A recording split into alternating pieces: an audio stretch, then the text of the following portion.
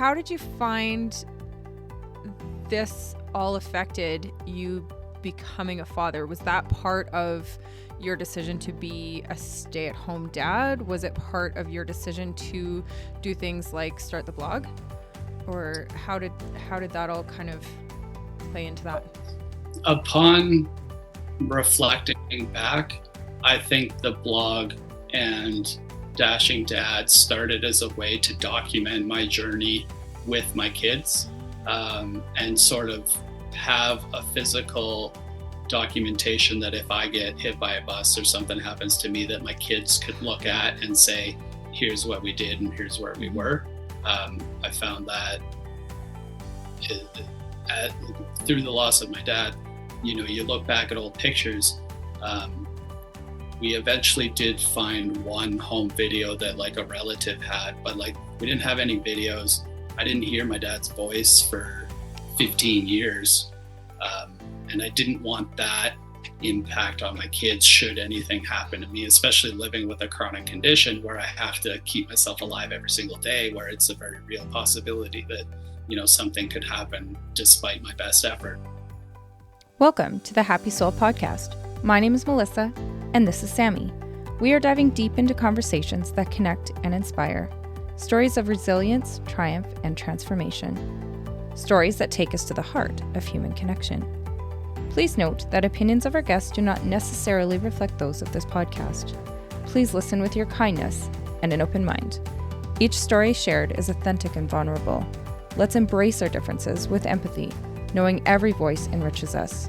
Together, let's cultivate a community of respect and curiosity. Thank you for listening.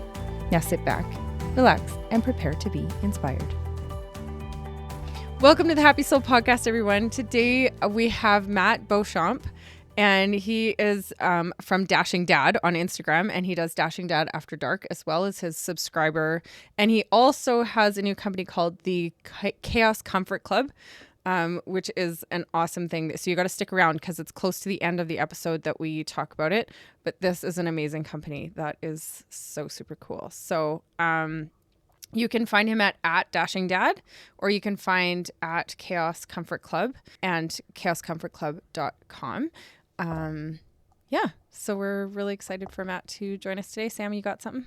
I just want to say, we're really excited to have this conversation with Matt because truthfully, we are jumping into this conversation with no real plan about where we're going to go. We just have some ideas about topics we can chat about. And we're excited about it because we've been following Matt's account for a while now. I know I've been following it since before we started the podcast. I think you have too. I can't remember. Yep. You introduced me, actually. Oh, okay. To it. Mm-hmm. It's really neat to just dive in and get to know somebody actually that, you've followed on social media. It's weird. I feel, and I don't want, hopefully this doesn't make Matt uncomfortable, but like we were talking about in our conversation with Matt is if you meet someone famous and it's you kind of know them, but they have no idea who you are and the experiences he's had with that. And I don't know him and I recognize that I don't know him, but getting to know him in an actual conversation versus just watching stories or posts and stuff like that, it's been a really cool thing. And I'm really excited for this conversation and for everybody else to hear this conversation that we have with him and get to know him on a little bit more of a personal level. Welcome to the podcast, Matt. Thanks so much for joining us. We are really excited to chat with you for a bunch of different reasons. Thank you so much for having me. I'm happy to be here. I just ran in. I was we'll just run at you. It's fine. Just sprint in. Sprint in. We're really glad to have you. But I think the first question I really want to ask you, because for anybody who doesn't know you, tell us who you are. Tell us a little bit about who Matt Beauchamp is. So I guess who I publicly am is Dashing Dad on Instagram, which I have been since my daughter was born. My daughter's now 9. So I have been, Dashing Dad on the internet for 9 years now. Started as a blog and then just naturally moved into social media because, of course, that's what the world is doing. Mm-hmm. And I was big when I first did Instagram, which I did kind of reluctantly, and it was all just pictures. And then now everything's video, and I fought video forever, and now that's the majority of what I do. So I've been learning as I go along the way. But I started as a stay-at-home dad.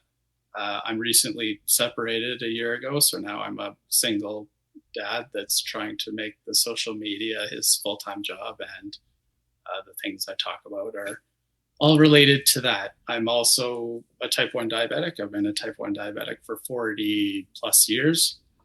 And I'm also, I don't like saying survivor because that doesn't feel correct, but my dad was murdered when I was in my 20s. So I have been through a great deal of trauma, as well as the legal system in Canada, and moved past that, learned how to grow, done lots of therapy. I'm a huge advocate for therapy. I think everyone should be in therapy. So, yeah, that's all sort of shaped who I am now. Wow. Holy crap. That's a lot. Yes. That's wild. Yeah, I have this is part of what I was reflecting on when, like I said, I was had a therapy this morning, and part of where I just naturally am at in my life right now is I just had the 1 year anniversary of separating with my now ex-wife.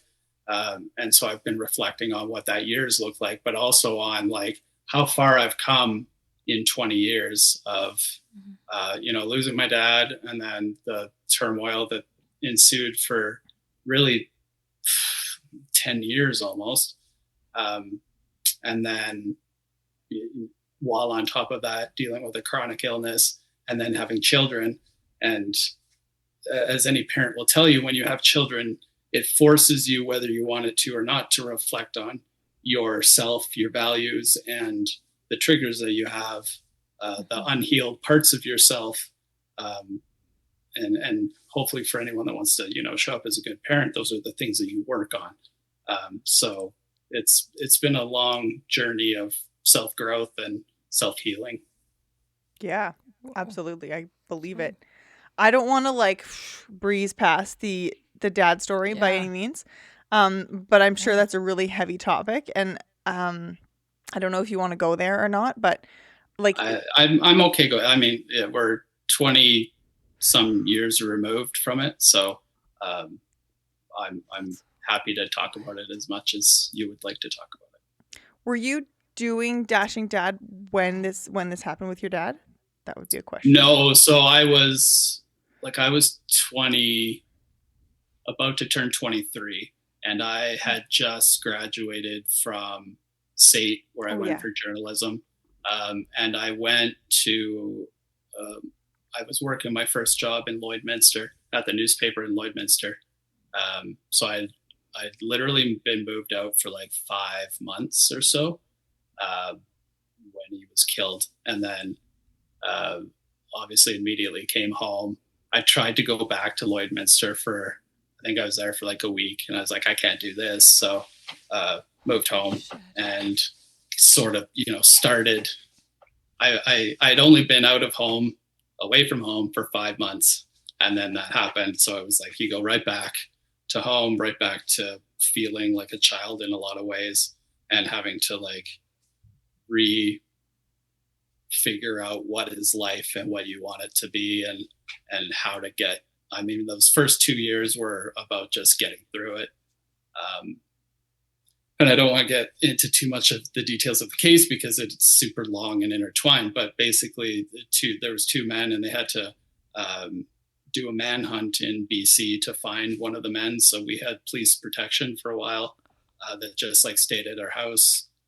It was front page news in Calgary for a long time. So we had reporters constantly hounding us, which is why I stopped working in journalism, because it was, I had just coincidentally worked on a murder case in Lloydminster a couple weeks before. So I saw both sides of it, and I was disenfranchised with how that happened.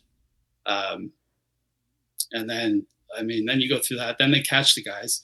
And then once they catch them, you feel a little relief and safer for that. But then there's pre-trials and trials. And then we went through a whole trial. They were found guilty by a jury. And then they were they appealed, and then there was a retrial granted, and then we had to do a whole trial all over again. And that one was with a judge who found one guilty of second degree and one guilty of manslaughter. So one of the men's actually been released now for years, and the other man's still in prison. So, but that whole process took 4.5, 5 years. So you're sort of not able to, as much as you try to move on and build the rest of your life, you're not able to completely get away from it, because you're still having these trials and these outcomes that haven't been decided. And even once they're decided, and even through the process of it, like, that doesn't change what happened. It doesn't change the loss that you've experienced. It just gives you hope, you know, a little bit of justice from it. But I found that to be pretty hollow in the end, and sort of let down by our justice system. So then you're just sort of left with the results that you have no say in, and left to pick up your life from there. So then I'm, by that point, 27, 28 years old. Like, what am I going to do with my life? And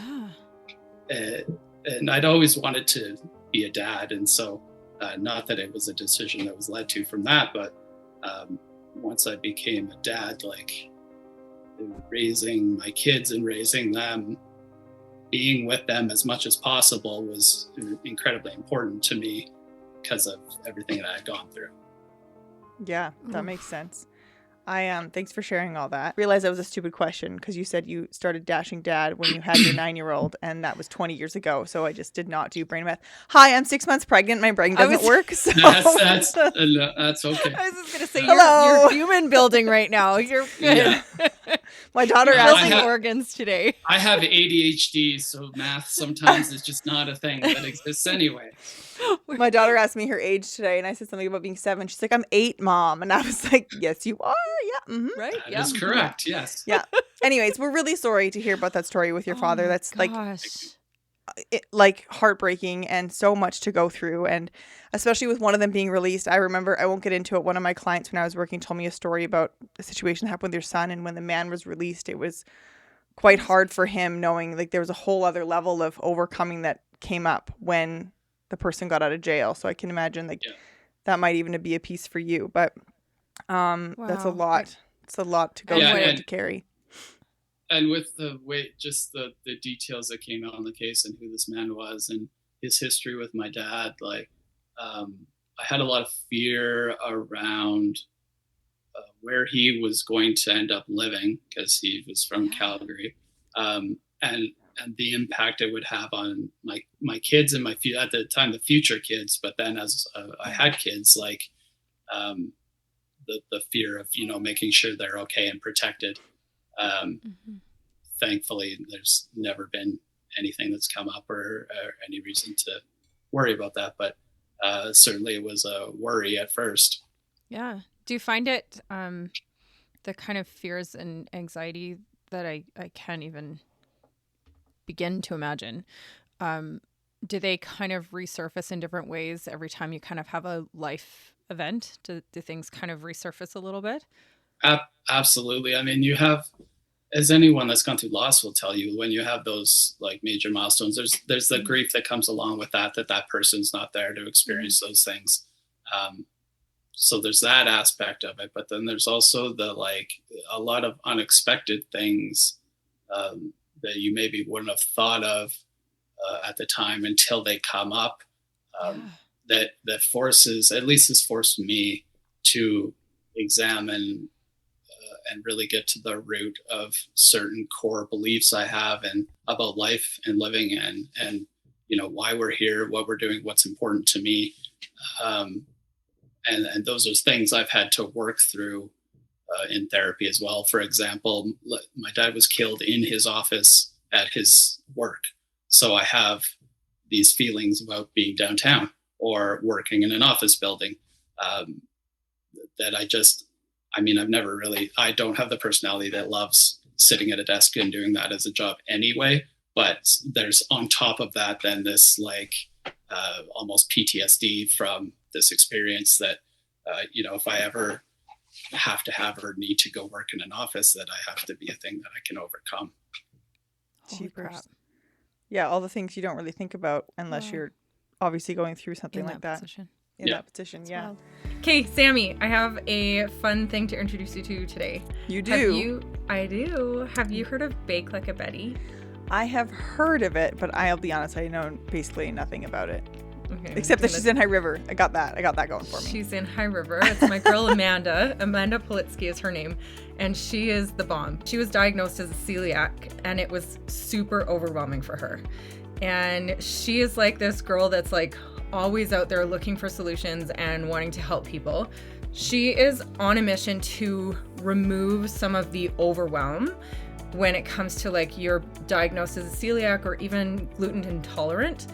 She has this beautiful tiny house that she moved onto her property, and it is a 100% gluten-free facility. So it's its own kitchen. Not an ounce of gluten has entered this facility. And she is making things like cakes and cookies and cookie cakes, and she does flour mixes. And she also puts on these really fun gluten-free baking classes you can go with your girlfriends. And I'm telling you, my family, we aren't gluten-free, but we love her baking. That sounds really cool. Okay, so she does cookies, cakes, I'm assuming cupcakes if she does cakes. So all of your party needs. I think it's really neat what you said there, that it's not just about her baking doing that, but she's on a mission to make it easier for other people. Can you tell me what is she putting on for other people that helps, that's moving that forward beyond selling cookies and cakes? So I'm actually going to put a pause on that, and I'm going to tell you, we're going to have Amanda on for an episode because she is so inspiring. Bake Like a Betty is providing the product. Amanda provides the inspiration.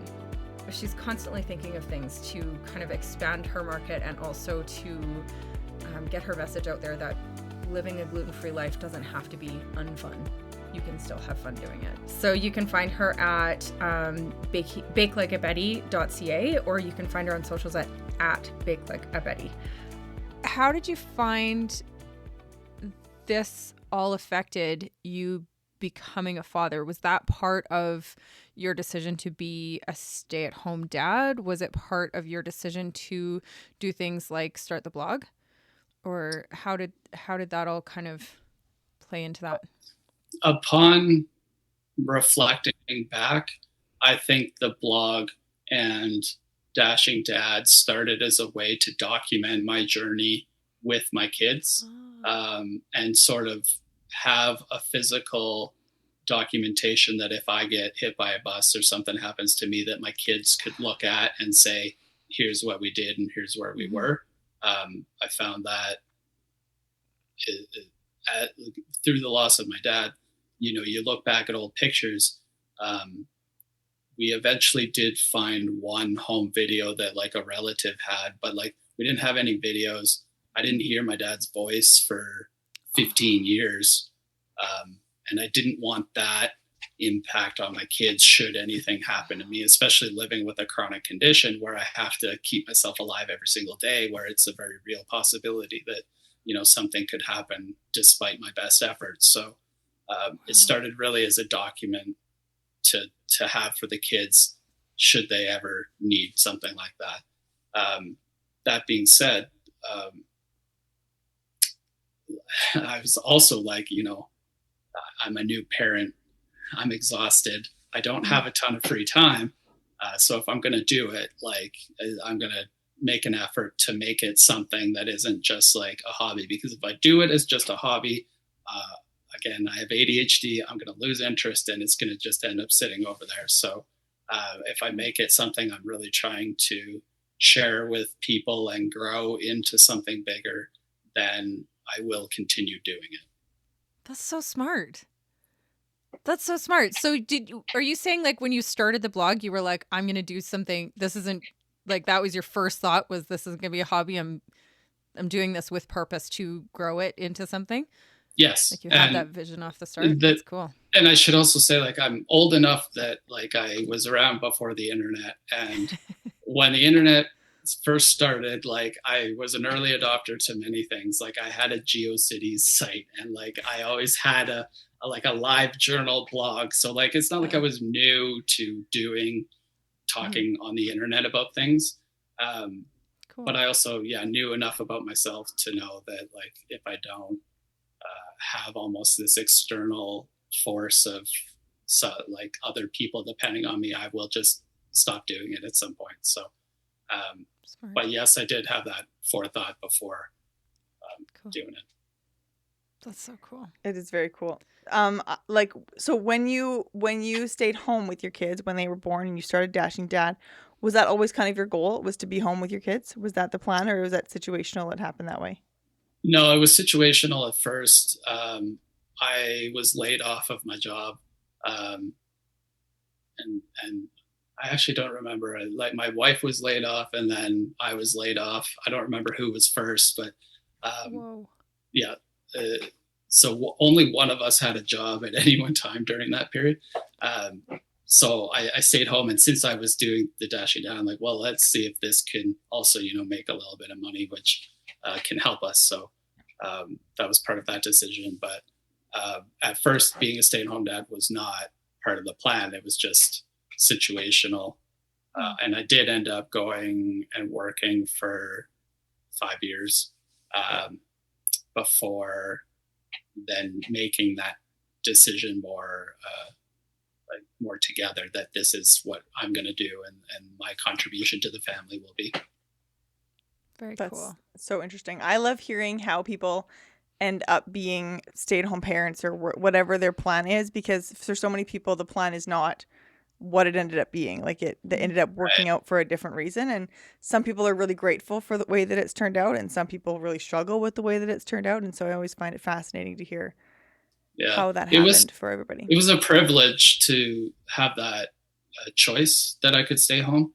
I feel very fortunate about that at the place we were at, that was a choice that we could make, because I know there's a lot of people that would like to make that choice that can't do it, especially in this economy. So, I feel grateful that I have had that opportunity.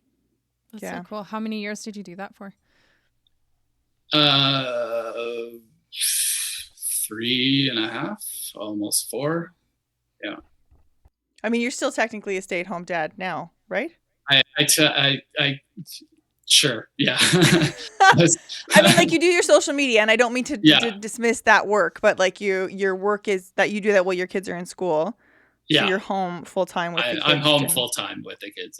Yeah. That's so cool. And now they're only with me 50% of the time, but I suppose I am still a stay-at-home dad.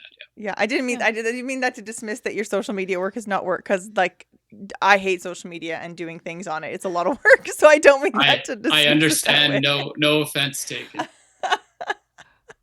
I just think that's one of the beautiful things about social media now is, I mean, and I don't mean to compare the two, but you'll have someone who does network marketing, people doing social media. Like, you can say that you're a stay-at-home parent because you can do these things in the times when your kids are sleeping or when they're at school or whatever it may be, and you can create a life for your family without taking away from the time that you have with your kids. So absolutely, and it's very important that I continue to try to do that as long as I'm able to. I think it's really nice. It's nice for me, but I think it's also good for the kids that to have a parent around. Yeah, 100%. Yeah, 100%. Absolutely. I want to kind of circle back to what you were talking about before with your conversation with your therapist this morning about the distance you've gone in the last 20 years. Like, is there more to that in terms of like where you were and where you've gotten to, and the revelations you've had and the growth you've had that you find adds value to what you're doing now with Dashing Dad? Oh, it's day and night. Like, as part of, I'm trying to figure out where to start because there's so much. Like, I didn't know, as a lot of people in their early 20s don't know who they are as a person. And now in my early 40s, the distance I have grown to figure out who I am, what's important to me, I sought out the diagnosis for ADHD because I recognized that my brain worked different, and I thought everyone thought the same way that I did about things. And as I discovered that I was unique in a lot of my thought patterns, I'm like, well, is there a reason for that? And it was important to me to get that diagnosis, to have a label, to feel like I fit in somewhere with the way I thought and the way my brain worked. And since having that diagnosis, I've sort of, it's less important to me now to have that label, but I've really realized all the ways that my brain is neurodiverse in so many different ways. And now I'm so much better able to accommodate myself and give myself grace for the things that I used to give myself a really hard time for. And not only dealing with the loss of your dad, which creates so much grief and depression, I had so much self-hate that had developed for a whole bunch of different reasons from my childhood that I was dealing with. And so I was in a really dark place for a long time that I didn't want to stay in, and I worked really hard to get out of. But in doing so, it forced me to do a whole lot of introspection and self-growth, to work on a whole bunch of different areas so that I could have the tools to get myself out of a dark place, but also to better understand myself and accommodate myself in day-to-day life so that I wouldn't fall back into those dark spots. That makes sense. So smart. Yeah. So smart. Is that what made you start therapy? Was it like, what was the kind of push point? Well, there's sort of two different journeys with it. When you experience a traumatic loss like that, there's a team that volunteers with the police force that comes out, and they're called the victim something unit, and they set you up with a counselor. So I did one or two with that, but like was not prepared, or like it all felt very fast. Like obviously I wasn't expecting this, and then suddenly that's my life, and then suddenly I'm in therapy talking about it, and I'm like, how did I get here? So I wasn't in a good place to be that. So I went a few years without any therapy at all, and then I had a lot of anger, I had a lot of grief, I had a lot of depression, and I knew that I didn't have the ability to. I tried medication, I tried drinking too much, and none of those things worked. So hey, let's try therapy. So yeah, then I got into it there, and it took a while to find, which I think is an underrated thing that not enough people talk about, is it took me a while and a number of therapists to find one that I actually like connected with, that I felt like I could talk to and that understood me. And that process was really frustrating, but it's because also no one told me. Like, I thought you go to therapy and then you find that and you just start talking, you get better. Yeah. I didn't really know what the process was like, and I didn't know that finding the right therapist was part of that process. So, but thankfully, once I have found the woman that I work with now, I've been with her for 9 or 10 years, and awesome. Yeah, it's been great, and allows me to dive really deeply into topics because she has that background knowledge of who I am better than just about anybody else on earth. So cool. Yeah, I think that's a really good point you brought up about the therapy, because I know we had someone else on here who said something about like therapy wasn't working for them because they just never, it was just really frustrating to find a therapist and they couldn't find one. And we had talked to them about it really is a process to find the right therapist. Like, you can't just jump into one and expect them to be the right person. I know I've been to therapists that I'm like, yeah, I don't connect with you, don't care, won't talk to you about things. And you have to really find the right one that you feel comfortable with, that you connect with, that has the right responses that you're looking for, because we all want to be responded to in different ways when we share things about ourselves. So there's definitely a lot to it. Do you know how many you went through to find the right one, out of curiosity, since we brought this like process of finding one? 4 or 5. Yep, it's 4. I think 4. Yeah. And actually, since we're talking about this, did you come up with some kind of process for yourself in helping you find the right one? Or were you just telling your background story to each person and deciding whether or not that was the right person to keep going with? Okay, as like definitely connected to this, I think that every therapist should just allow you to bring a binder that's like, here's here's my trauma resume. Like, I don't want to have to go through the explanation, because to your question, no, every single time I had to go through and it's like, I have a lot, like, and you know, it's upsetting to some people to be like, oh yeah, by the way, my dad was murdered. So like the whole, I would love if it was just one session where I could find, but it had to be like 1, 2, 3, because it takes an hour just to walk through, like, here's everything I've been through and why I'm here. And they're like, great, well, I'll tell you how I can help you next session. So that was, a frustrating part of the process. But if there's any therapists out there, I think you should allow like a trauma resume to just come to you that I can print off and give to you. We do it for healthcare. So like, exactly, right? Like we do it for physical health. We have a chart, and they can just look at your chart. That's actually, that's very, I like that. I like that idea, because especially with the cost of therapy these days. Like, I don't want to have to spend however much it's going to cost for one appointment to just tell you my history. Yeah, 100%. Because again, like it's an expensive process, and it's a luxury that some people can't access. Like this girl that we were speaking to, I'm sure we would have permission to say it because she came onto the podcast to talk about it. She was abused as a child, and she's still very young. Like, this is fresh, and it's not an easy thing for her to be supporting herself and try to be affording therapy. So for her to try and budget out, 3 sessions to find a therapist was like, and she's like, it's traumatizing. Like, I have to go through this story, and the story is not an easily talked about story. It's hard. Like, absolutely. I love that. Trauma binder. And depending on like who you are as a person, like my way of connecting with anyone, but with a therapist, is like very just vibes based. Like, I just need to have a conversation with you to see if we connect in that way. So if it's an entire appointment of me just talking, I don't get that. Yeah. So, you can't get any vibes off that. And when you're in the process of healing from something, or I mean, it's always a healing, it's always happening, but when it's really the heaviest period, it's really hard for you to know what you need from a person to get the right response. So like, it's hard to walk in and be like, okay, this is the kind of therapist I need. Are you this person or are you not? Because, right? Like, you don't know. And if you can't communicate that, you have to rely on the other person to help you figure that out in less words and more time and more money. But it's a really good point. I'm glad you brought that up. So therapists listening, is there something we can do? Like, I'm going to tell my therapist next week.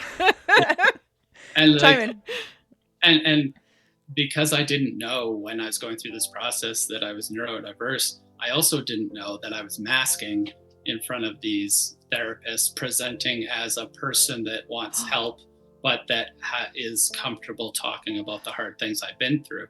So when I found the therapist I'm with now, part of how I knew that she was going to be the right one for me is that I felt myself like feeling like I could cry. Which is not something that I felt with other people, because I was so strongly masking around them as someone that like had experienced this trauma and was okay with it now, but needed help dealing with, some of the bad feelings from it. Whereas like, really, I wasn't okay and needed to be comfortable enough with someone to show that I wasn't okay. That's a really good point. I don't think I've cried in front of any of mine. Not that I mean like, as in like, I'm probably masking and like laughing it off as I am right now. That's what I do. Sammy's like the least cry. We're a funny combination, because Sammy does not tear up very often, and I cry about everything. Since having kids, I cry way more. Well, that and like obviously the work I've done, but I cry way more. Like so many things. Anything with a kid in a TV show, I'm like, oh my God, this is beautiful. Yeah. I remember the first time I cried, like, and I've always been a pretty emotional person, and I like my eyes will water up, just like, even like I smile big and my eyes water, so I kind of always look like I'm crying. But like, the first time I like, after I had my son who's 9, and I saw like a Tim Hortons commercial, I was just like, yes, I'm like, really, Tim frickin' Hortons? Are you kidding me? Like everything's making me cry. What is going on? Anyway, I might have cried at that same Tim Hortons commercial. Right? I'm sure it was at the same time. If you both have a 9-year-old, yeah, where they get you. Yeah, right. Dang it.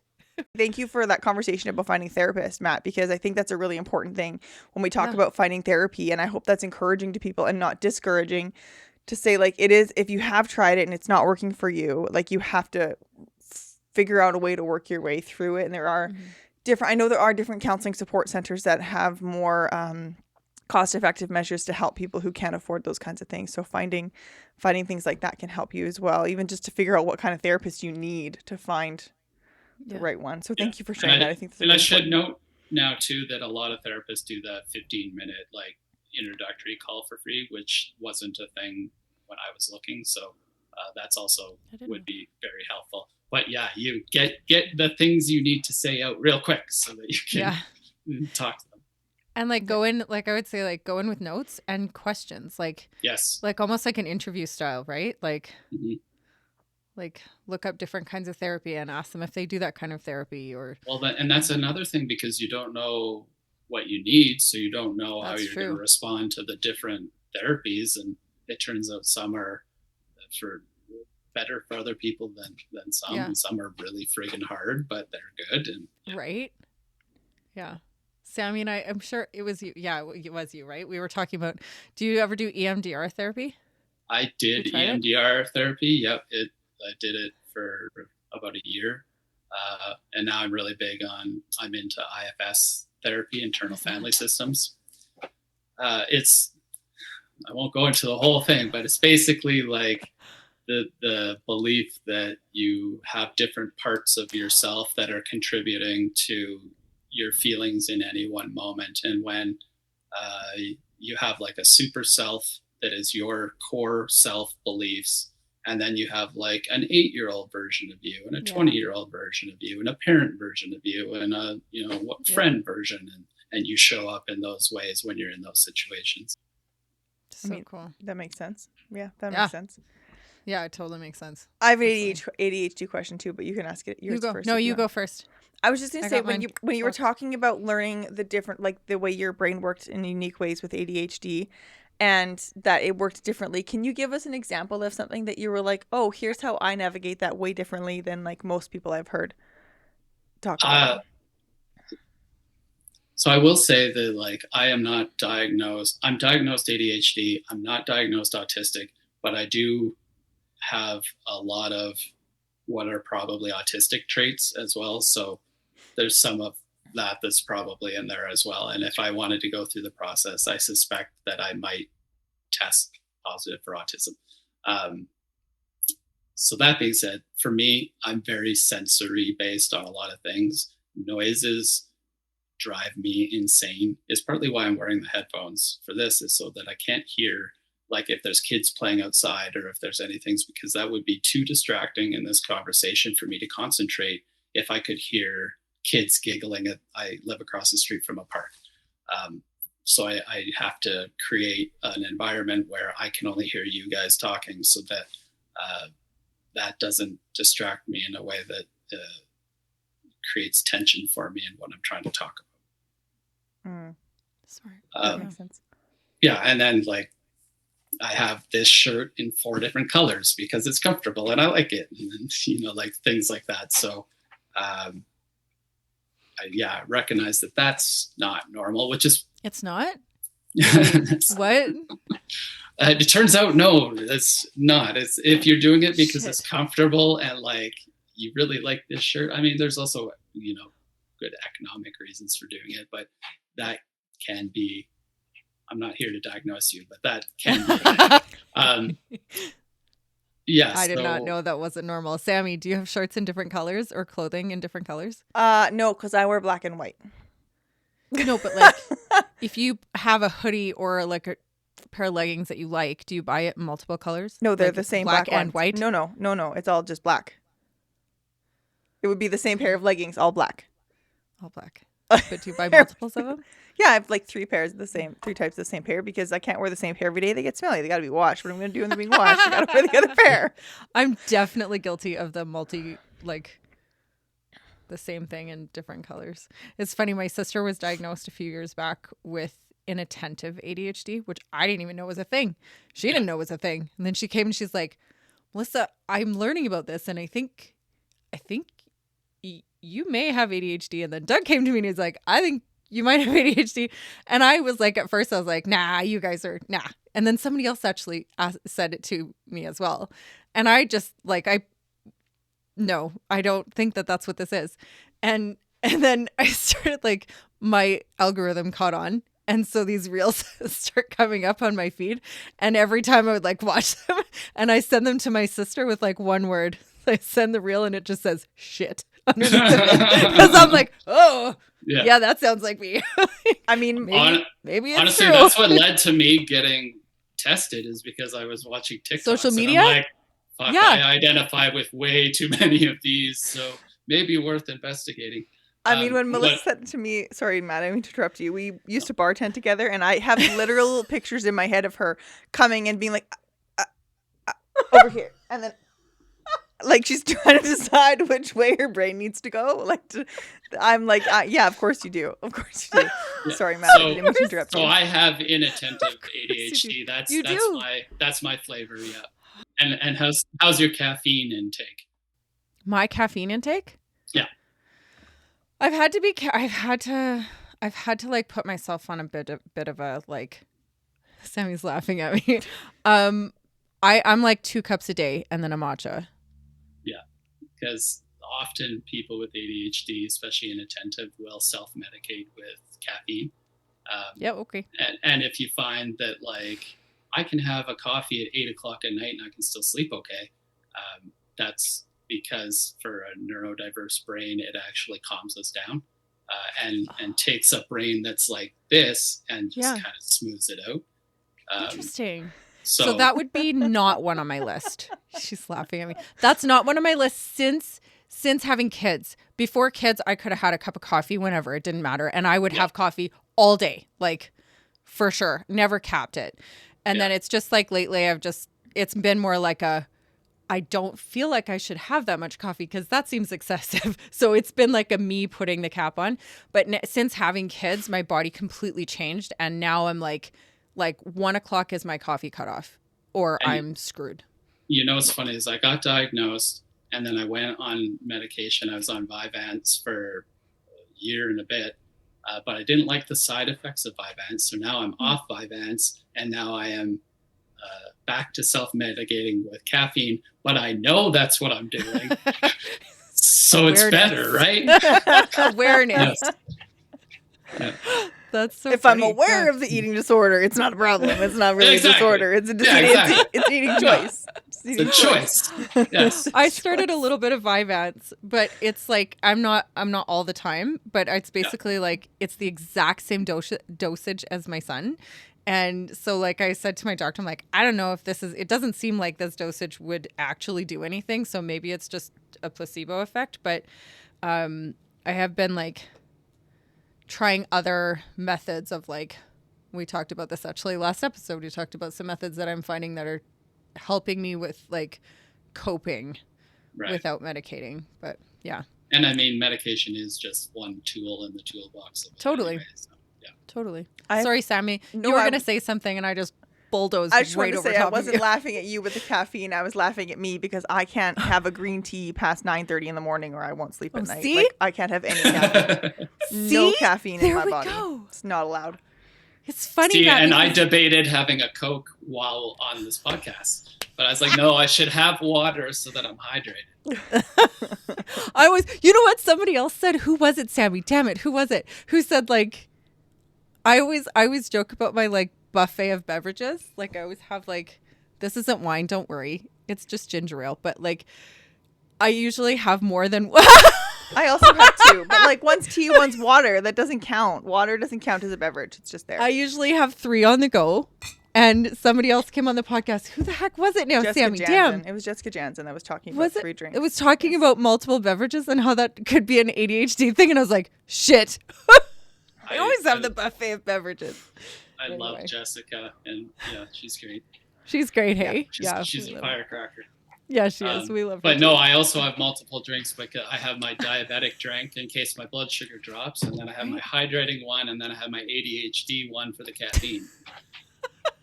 All the things. I usually just have one, but I wanted cool. a yummy tea tonight, so that was. Yeah. But I ran out of tea eventually, and then I have to drink water. Okay, I want to ask you a little bit more. We've been talking about ADHD, which is great.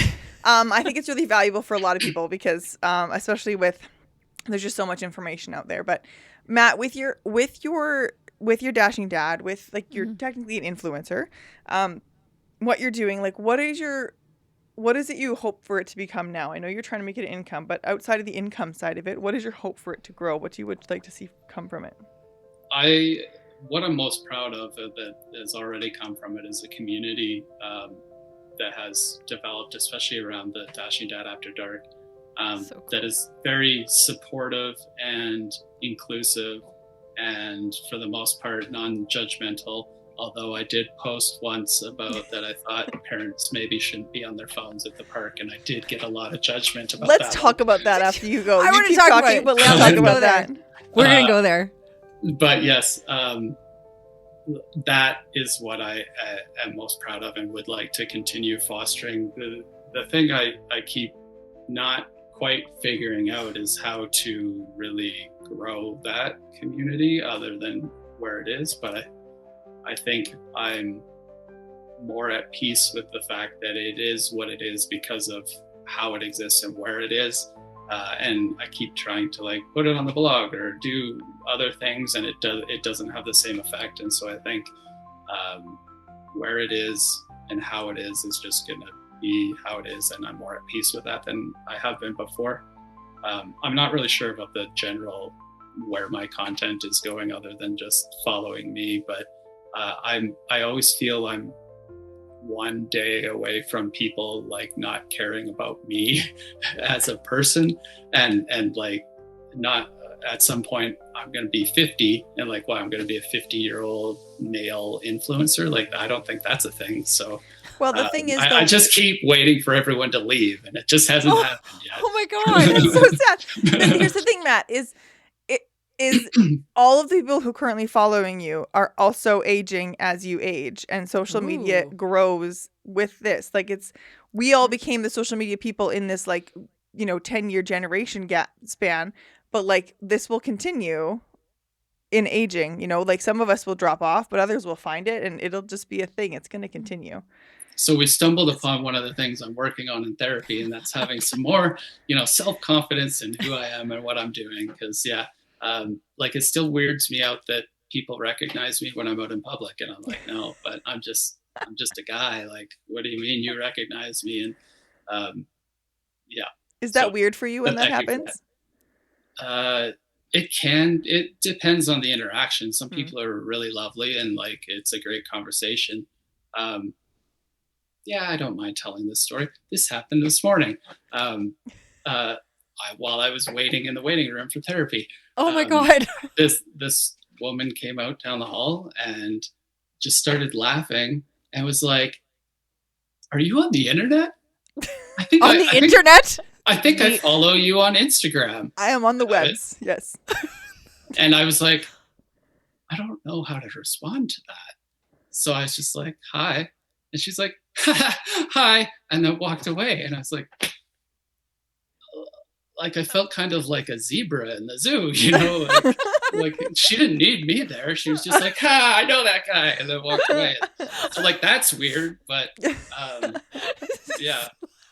other times it's great. And people, for the most part, are very respectful. A lot of the times it happens when my kids are around and they're nice and it's fine. My kids still find it weird. But it's probably a mix of like, from that person's perspective, is it's like, do I interrupt him and have a conversation? Well, first off, too many people are uncomfortable with conversations in person in general. So that's a problem. But she's not. I'm not. I met Matt in person and was like, "Hey, you're Dashing Dad." But anyways, we'll go back to that. But so there's that, but then there's the other side of it's like, do I have a conversation with him, or is it weirder if I have a conversation, or is it weirder if I just leave? Like, I don't know which one's weirder, because to you as and I'm sure you have this with other people that you follow on social media, is like you see them and you know so much about them, but they know absolutely nothing about you. And so like to meet that person in person is like, oh, I know all these things about your life, but like you don't know who the heck I am. So that's kind of awkward and weird. Right. So it's like this, how do I approach that dynamic? It's not like we recognize each other from the grocery store. It's like it's a one-sided recognition. Like that must be so strange because it's like she recognizes you and you're like, dude, I don't know. Yeah. Am I on the internet? Isn't like yeah. Whether you're on social media or not, somewhere you're on the internet. Yeah. It's the whole where we are in the world, and it's kind of weird, but totally. For the most part, no, I don't mind at all, and recognize that I have put myself out there, so it is a thing that's going to happen. And from my previous short experience as a journalist in Lloydminster, I interviewed some celebrities, so I feel like I've been on both sides, and that's cool. Yeah, that's pretty cool. Even this interaction, like it was closer to the weirder side, but it was still fine. And if that woman is listening, hi. It was nice seeing you. Sorry that it made me uncomfortable, but it did. Yeah. I just remember, Matt, because I don't know if you remember, but I met you at the Central Library. You were there. It was very brief. But I remember I saw you and I think we said hello or whatever. And then I texted my sister and I said like, hey, do you follow Dashing Dad, right? She's like, yeah. I was like, yeah, I just bumped into him at the Central Library. He's like, oh yeah. She's like, yeah, he posted on social media that he was going to be there. And I was like, oh, that's fucking weird. Now it looks like I followed him to the Central Library. I was like, I didn't know. Sammy, you creep. I didn't know. I remember that. We had a lovely conversation. But I remember as soon as my sister said that, I was like, "Oh my god, this is so weird now." Like it was now. It looks like I followed him to the Central Library. Yeah, oh, that's funny. Yeah, do you know what? I gotta tell this story. This is so like, so we used to bartend together, as she said, and people used to always come and say, "Sammy, I like your hair," and she goes, "Thanks, I grew it myself." She's always like, I don't know what to say when somebody says that to me. Yeah. Thanks, I grew up myself. The very, very, very first time someone came up and said something to me, like I was I don't think I was even at 10,000 followers, and I was with my kids. I was at Heritage Park. I was in line for a ride, and someone came up and was like, "Hey, you're Dashing Dad," and I was not expecting that, and like, I didn't know how to react. I think I was just like. And they're like, okay, this is weird. I'm leaving. So, I think I've gotten better since then, but it's still a thing I'm not completely comfortable with. I'm sure it's a weird line to cross. Like, I don't know. I remember reading Matthew McConaughey's book, Green Lights, and he talks about, one day he walked down the street and he was nobody. 400 out of the 401 people on the street didn't know who he was.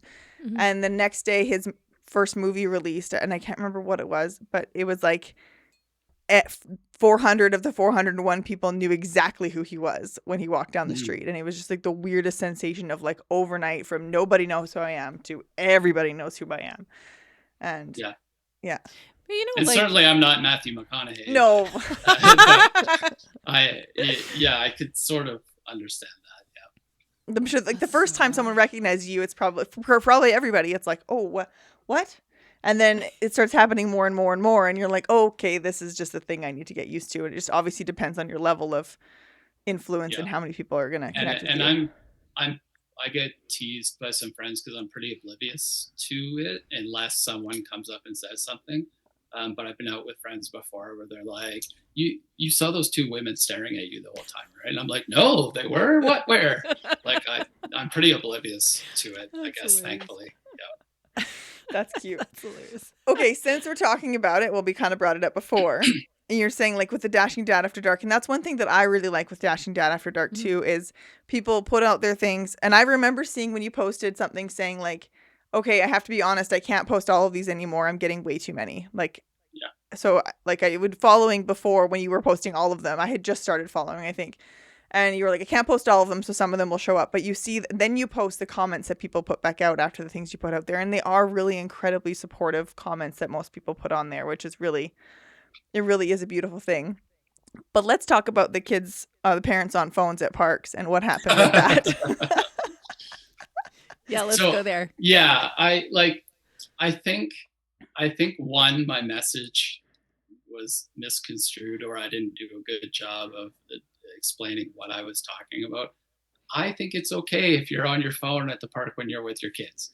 What I was talking about, and I had just seen an example of it, was when the kids are running up enthusiastically like, Mom, Dad, I want you to push me on the swing, or, play with me, to then put the phone down, do that thing, and then go back to it. And that is what I was talking about. But man, I actually lost followers, and I had Really?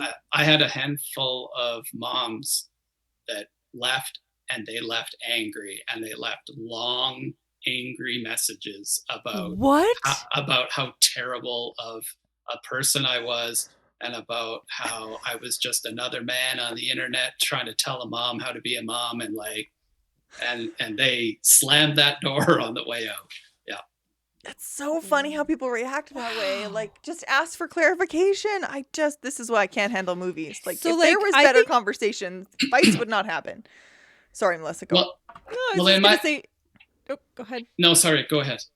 I was just gonna say maybe we need to circle back to the how to find a therapist conversation. Well, so this was ultimately my thing, is like, in the end, I'm just a voice on the internet. Like, who gives a shit what I think? And if what I think you don't agree with, great. We're not supposed to agree on everything. But if what I say makes you so angry that you want to yell at me, like, then we need to look inward about why that is. Because ultimately, I'm just a guy spewing out nonsense into the ether. And if some of that sticks and upsets you, then there is a reason for that within you that doesn't have anything to do with me. Totally. Well, you weren't saying anything dangerous. Like, that's where I'm like, it's not like you were encouraging any sort of like, this is strictly opinion, like agree or don't agree, but like you don't have to. You're right. Like, you don't have to agree with everybody all the time. Like, how boring would that be? Of all of the things I've said on the internet, that is, I feel like it was just a benign comment I said off, like, not thinking anyone would even respond to it. I have definitely said what I feel like are more controversial things than that people have debated me about and gotten upset about. That I'm like, okay, well, that, like, I understand why you could be upset by that, but this one I was like, come on. With everything going on in the world right now. Right? I saw your thing saying like I got backlash, and I just remember being like, what? About what? I just think like this is what I was going to say. I hope this is okay to say, but I think that if anybody is as a parent, like let's say the moms that were getting upset at you thinking like, you're some man on the internet saying some stuff, maybe not taking into account the fact that you were a stay-at-home parent. So like you being a stay-at-home parent gives you a different perspective here. And like, right. Like also, taking that into account, I just think like that loses that argument. And those comments gendered it too. And it was always like, you're talking down to moms. I never said mom or dad in the original post. I said parents. And in fact, specifically what I was thinking of was a dad. So even better. That's even better. So like, if you're upset about the moms that are on the phone, I feel like, again, we need to look inward about why that is. So, but and when I have to put out a statement about things like that I do that on the few times when it's like I'm getting a lot like that, to the point where I'm thinking about just deleting a post so I don't have to deal with it anymore. It's like, that must be hard to get that kind of negative backlash. Like, does that give you something to work on a little bit? Like, is that hard to kind of take that in and see so much, I don't know, negativity? When I first started and I wasn't as sure of who I am as a person, it was a lot harder. But through Dashing Dad After Dark, because when it first started, I never imagined that anyone would do it. For one, I was just like bored at home one weekend. It was like, hey, does anyone want to submit things? And then I couldn't believe the things people felt comfortable sharing with me. So then I'm like, okay, well, I guess this is a thing. And as I opened it up, and especially in that first year, I got some really funny things, some weird things, and then some really dark things that I was not prepared to deal with. And I don't have a background to deal with sitting with that. And my personality is that I want to help anyone that I can. So when I get an anonymous message from someone that's thinking about killing themselves, like, that really is like, oh my God, what do I do with this? Like, and then I get really upset. And this happened when it happened the first time. I actually contacted the company that provides the anonymous things, like, is there any way to actually figure out who sent this, because this person needs help. And there wasn't, and I had to learn to sit with not knowing the outcome of that. So that was something I had to work through in therapy. Oh my God. And which was really helpful from a therapist perspective, because they deal with other people's trauma all the time. I'm like, how do you deal with this? Because I want to provide this and be this safe place, and I'm happy that I am, but I can't keep getting messages like this, or it's going to destroy me. So luckily she gave me some tools that have really helped distance myself. And I've almost, like, I refer to myself as Dashing Dad, and I did it normally because I just liked the way it sounded, and I didn't want to just, at the time, I didn't want to post my last name on the internet, because the man that had killed my dad had just gotten out of prison, and I didn't want him to find me. So I created this persona, but then that persona has been almost a way to distance myself from some of the heavier things. Like, that's Dashing Dad is dealing with that, not Matt Beauchamp, if that makes sense. So yeah, that's been a way to deal with it, but it's so anyway, to your original question, when I get people upset about things like that, it doesn't bother me anymore, because I'm not influenced by their opinion of me, because I know who I am, and I'm very confident in that. And in the same way that, like, I get lovely comments from people saying, you know, how much they admire me, or, you know, what they think I'm doing is great. And maybe I could take those in a little more than I do, but I also don't, like, get too high on myself from those ones either. So I've found a way to create some distance between what people tell me on the internet and my day-to-day life. Wow. That's probably a really good thing, especially with some of the things that people say. I mean, obviously, I don't see all of the things that people send into Dashing Dad After Dark, but when you're dealing with things like that, like, that's probably an incredible tool to be able to remove yourself from, to allow to hold space for people and hold space for yourself, really. Well, and ultimately what my therapist helped me with was that I'm the curator of what gets posted. And so if I post more of certain things, then that is then what people are more inclined to share. You know what I mean? So I can sort of steer the way those conversations are going to go. Obviously, I still want to be a place where people can reach out if they feel like they need to, but I also don't want to be a crisis line for people, because I don't have that background or that ability to help people. So over now the couple of years of doing it, I've sort of been able to curate the audience and the things that they feel they can share. Wow, that makes sense. That's wild. That must have been such a gut drop kind of moment. It was definitely a panic moment. Yeah. Like, and here I am alone in my basement, like, no way to do anything. So wow. That was a hard one. It must be, does it make you feel kind of proud, like proud of yourself, you've built a community, and proud of your community to watch them kind of support each other? Like, when you see comments come in and then other people kind of supporting those people, do you feel kind of like 100%, because I'm, at the end of the day, I'm a middle-aged white man, and I'm having, like, I talk about it all the time, 85% of my audience is women. And so they're, and around the age that we are, perimenopause is a thing that I know nothing about, but it's getting talked about a lot, and women are chiming in to help each other about this topic that really I'm just like the facilitator of the comments and have no idea about any of it. And the fact that people feel comfortable, and then that I have the audience that will reach out and help. And I don't talk about this ever, but like when people message me, I will connect you with other people that Cool. that will help. And I've done that more times than I can count with, I need a doctor in this area. And I'm like, well, I know one and they're over here. And so I'm happy to be that facilitator for people. And I'm proud and happy that people feel comfortable that with me, that they will do that. Because there's a lot I don't know that's so cool. that is important to my audience. Yeah, that's so cool. That's such a cool idea. I love it. I think it's really cool. I think it's Well, thank you. Yeah, it's really cool. It's cool community building, and I think it's fun too, right? Like I like it.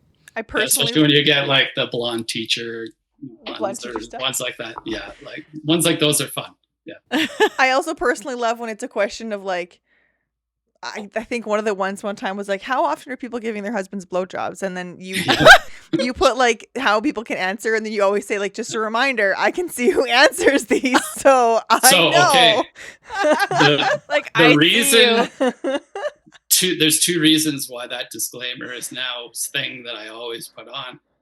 The first reason is because someone found out retrospectively that I could see them, and they didn't know that, and they felt betrayed, as if I was like trying to be sneaky and find out things. So I wanted to make sure that people knew that I could see it, because that's not the intent. And often I don't even look at the results anyway.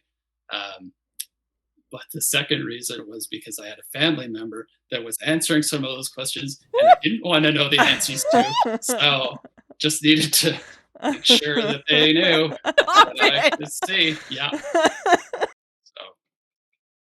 No. Yeah. Oh. I'm not. That's a weird family reunion moment. Yeah. So, oh. But now I have a family member I know more than I ever wanted to know. So. Well, I mean, you have like probably at least hundreds, if not thousands, of people answering those questions. So like to scroll through to see exactly who's answering on all of them, obviously would be time consuming. Yeah, but no. Yeah, but like, in the same way that it shows your stories, like who you know first, like that's who I see the results of first. So yeah. Oh. So now I don't just look. I just don't look anymore. So ignorance is bliss. I don't want to know the answer to this question for you, so I'm not gonna look at it. No, thank you. Yeah. No, thank you. That's fair. God. See, that is so funny. Look at. I can't get over. And maybe this is like just a me thing. I don't know. Maybe it's a neurodiverse thing. But like when someone puts a poll in their stories, I always answer. I love hitting those buttons. Like I always do. Me too. And it's only about, let me do some quick math, like maybe 30% of the people that look at my stories that answer the polls. It's wild. Which is wild to me. Like I thought it'd be way higher. But yeah, we talk about that all the time. We're like, what?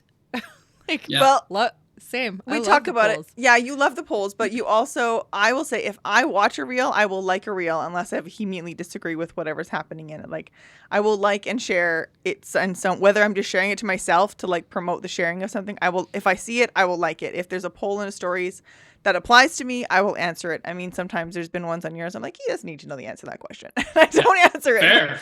Fair. Generally, but also on our regard, it's always happy soul, so you have no idea who's answering it, and it's fine. Yeah. hey, now.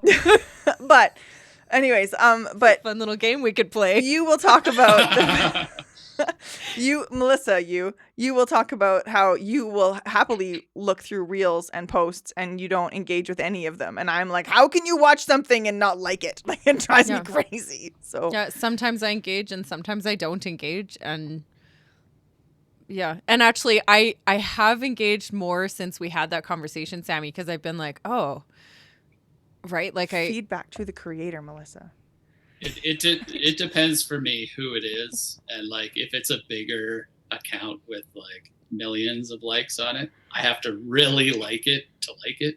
But that if it's like one of my, I feel like the content creators and influencers around Calgary, at least the ones in my niche and the ones I know, were like coworkers. So I'm like, I help you, you help me, sort of thing. So I always engage with them. Yeah. Sometimes I like that, coworkers. That's cool. After we talk to After we talked to, sorry, Matt, we're just chatting at you a little bit here, but after we talked to Christine Blosdale, she was saying that she met her wife and she realized that her wife was going because they met through Instagram, and her wife was like liking all of her posts and like going back and liking old posts and like commenting on all the things. And she was like, who is this woman? And then eventually they like actually connected and met and fell in love, and they're happy and it's wonderful. But there's like other content creators, like male ones. You're one of them. Another one is, I won't say whose name it is, but there's another one. And I've done that on their accounts, like to show support. And I'm like, oh, now I'm creepy. And they think I like them. And I'm like, I got to stop. I got to chill out and stop being like this you're way. crushing on somebody. Like now it's like I'm crushing on them. And that's weird. I never saw it from that perspective until she said it. And I was like, okay, so there's a limit here. There's an amount that's appropriate. Listen, AJ, everything is fine. I love that. That's hilarious. So, anyway, so you're just gonna do it from the Happy Soul podcast thing, and then don't know who it is then. Plausible deniability. Hey, yes, absolutely. I like this game. Okay, Matt, we want to respect your time. Thank you so much for joining us. But I want to ask, is there anything that there's lots of things we didn't talk about that we could have talked about, but is there anything on your heart that you really wanted to chat about tonight that we could talk more about in depth with you? Yeah, I do. I guess I do want to mention, and in the vein of neurodiversity and ADHD, is the company I started. Chaos. Oh, yeah, I was going to ask you about that. Yes. I'm so glad you said that because I wanted to ask you about it. Go. Yes. So we created this company. My partners, Sandra and I. Sandra is autistic. She has autistic children. I obviously talked about my neurodiversity and how my daughter has ADHD. So we wanted to create these communication hoodies that can help when neurodiverse people are feeling nonverbal to still communicate. So we have these fun different designs and we love those. But the important part I feel like is on the sleeves we have yes and no, so that when either a nonverbal episode comes up or if someone with autism that is just straight nonverbal wears these, they're still able to communicate in at least a basic way out in public. And our hope is that these will help ease some of the anxiety that neurodiverse people feel going out into public and dealing in different social situations, which can be already overwhelming for a number of different reasons. So they're oversized hoodies. So like if you need to wear headphones because you have sensory issues with sound like I do, the hood still goes over them. And they're not heavy weight like a weighted blanket, but they are a little heavier. And then they have the communication on the sleeves. So super excited about it. Really hopeful that it will be helpful for people moving forward. And Chaos Comfort Club is what it's called, right? Yes, it is. Yes, so good. I want to make sure that's I really like the way they're doing that. I want to ask you with that, Matt. Is that a resonation thing for you? Like, do you find that there's times when you're not feeling verbal and you want to communicate, or was that just an extension to other people that you were thinking of more so, like with your partner and her kids and things like that? I am learning more about myself that I do have those moments, and I have developed coping mechanisms to get through them, which is often hiding away in a corner or just not going to an event because I know that I am in a space where I'm not going to be verbal. So it's a part of myself that I am still learning about and exploring that I think these will be helpful for, but the original thought and design of it came from Sandra and her experiences. Yeah, we just launched the kids line as well. So there's kids ones. It took a little longer to find a manufacturer that would do the yes and no on the sleeves for the kids line, but we found it, it's up. And so whether you're 4 or 44, there's a hoodie for you. Cool. That is so cool. Cool. It's such a good idea. We've been following along, and I think it's just really, really smart. It's a really smart idea. I just my brain instantly goes to humor, and all I'm thinking about is your interaction this morning. If you're wearing that hoodie, I'm just being like, "Are you on the internet?" No. Nope, not me. Someone else. Hood up. Hood up. Yeah. That's so smart. I love it. If you have awkward encounters like that whenever people are like, hey, are you Dashing Dad? No. Yeah, you know what? I had not considered that. This opens up a whole new avenue for me. Yeah. Yes. That's instantly where my head went. I was trying not to laugh as you're talking about it because I'm like, this is important, but that's what was in my head. Yeah, I love that. No. Yeah, that's really so great. cool. Thank you for sharing that. I'm sorry we forgot to ask you about that. It was on my head. I forgot to write it down here, but it was on my head to talk about that because I know that it's a new thing that you've started. It's very exciting. It's very cool. And as you had been, we were advertising for Dashing Dad, and we want to help support Chaos Comfort Club. So, which, by the way, I meant to thank you guys for that because that was amazing. I think you guys did a really great job with that. Okay, so how do people find Chaos Comfort Club? Just is it like website, order online? Website, chaoscomfortclub.com. Yeah. Okay. And awesome. we're on social media too. You can find us Chaos Comfort Club on Instagram and TikTok. Super cool. But websites, where to find us and where to find how to order. Super cool. Okay, I want to ask you one last question, Matt, and then I really am going to let you go. If there was one thing you could say to your listeners right now that you felt was like an important message for them, like your followers on Instagram, what would it be?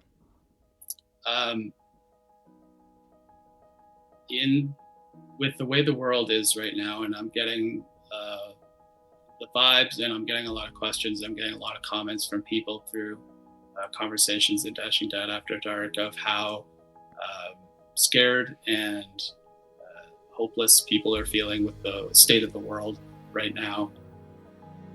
Build that community close to you and support that community close to you, because that's how you can have the biggest impact. And those small community building with your family and your friends around you and the community or immediate community that you live in will have the biggest impact. And it's those small gestures amongst everyone that creates a bigger positivity that helps everyone in these times that can feel hopeless with things that we have no control over.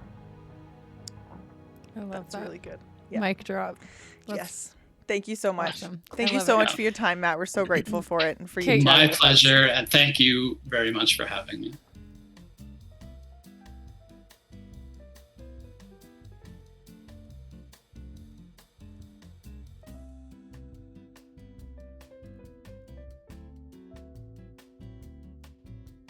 Yeah, I am really glad. I feel like we barely scratched the surface with talking to him. Like, I feel like I'm like, oh, there's so many other things I could have talked about. And not like we should have talked about the things we talked about. No. But like, there were so many more things that I'm like, oh, There's we could have dug deeper in this one. And I have more questions about this one. And we could have talked more about this one. And, but I didn't. And maybe another time. But I think we should ask him to come back. When he said the dad thing, I was like, oh, this just got, we need another episode. Oh, you didn't know that?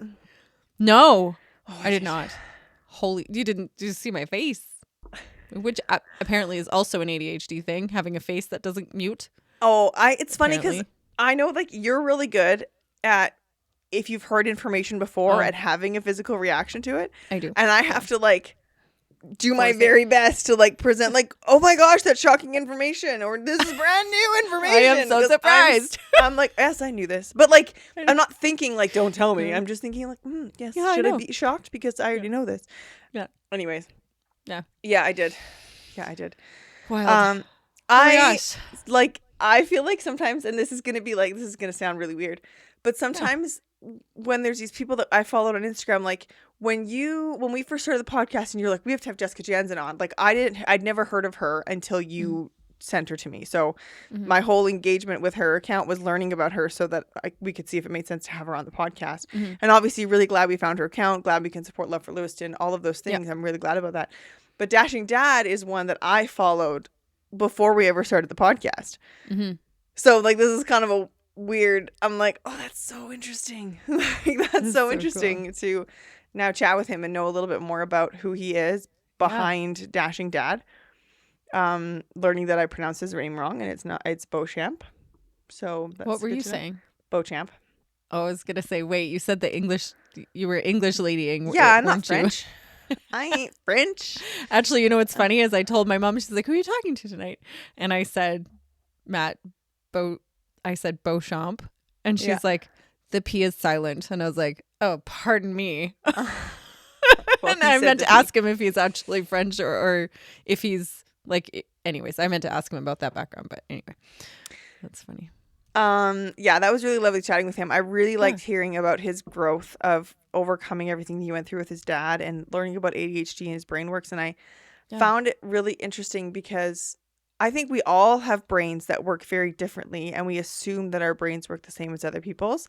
And like, obviously there's pieces that are very similar to other people, but the way we make decisions, even if the way we do it lines up, our reasoning behind it is different because of our prior experiences. And I think that that's something that more people need to recognize about themselves, that the way that they think about things, the way that they make decisions is not the same way that like most of the population does, because you have a different wiring process of how that's created because of your whole life experiences.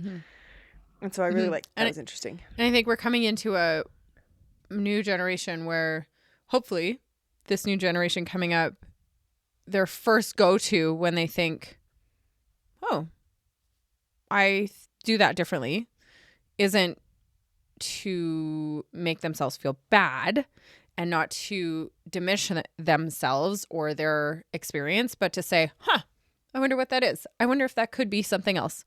Like, we've gotten a lot more curious about that. Like, that was interesting. I wonder if that's ADHD. I wonder if that's dyslexia. I wonder if that's, instead of being like, I'm the worst, a curiosity-based learning instead of a... Yeah, I have my own opinion of that, though, too. At the same time, it's like, why does it have to be anything? Why can't it just be the way your brain functions? It can be. It totally can be. Unless it's like, I mean, it's a like, combination of all the things. If you've got like a whole list of all of them, it's like, okay, well, then we're going to look at a diagnosis. But it's like, well, your brain functions in this one way on this one thing. Well, that doesn't mean that you have... No, not necessarily. We're all on the scale somewhere on everything. It's just, how does it affect you? Right.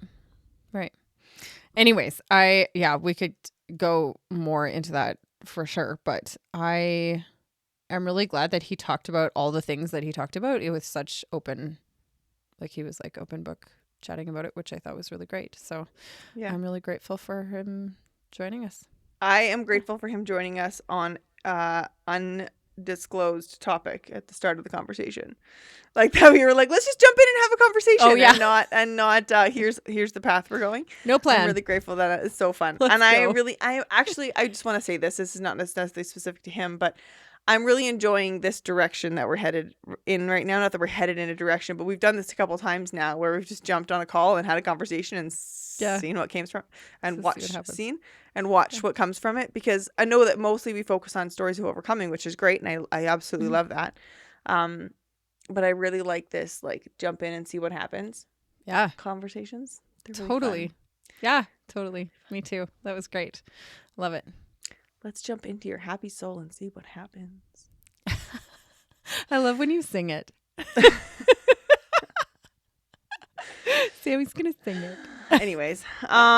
Yes. Okay. So thank you so much, Matt, for joining us today. We're really, really grateful for your time. And if you're a therapist and you have anything to add on to our topic about trauma resumes, please tune in and jump in at us, whether in the comments on this episode or on social media or in our emails, whatever. We'd love to, or on Matt's.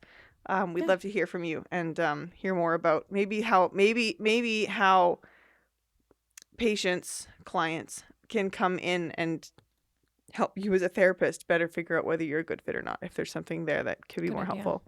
Yeah, that's a good idea. That's a good topic. Yeah, it was a good topic. Dig into that.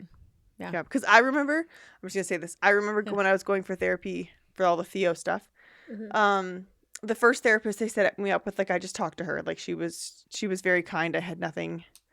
And I was just it didn't matter. But then I remember when I was looking for another one when I couldn't be with her anymore. And the first person I met with, I said to them, like, I just need to talk about this. Like, I just need to tell the story and I need someone to listen and ask questions about it.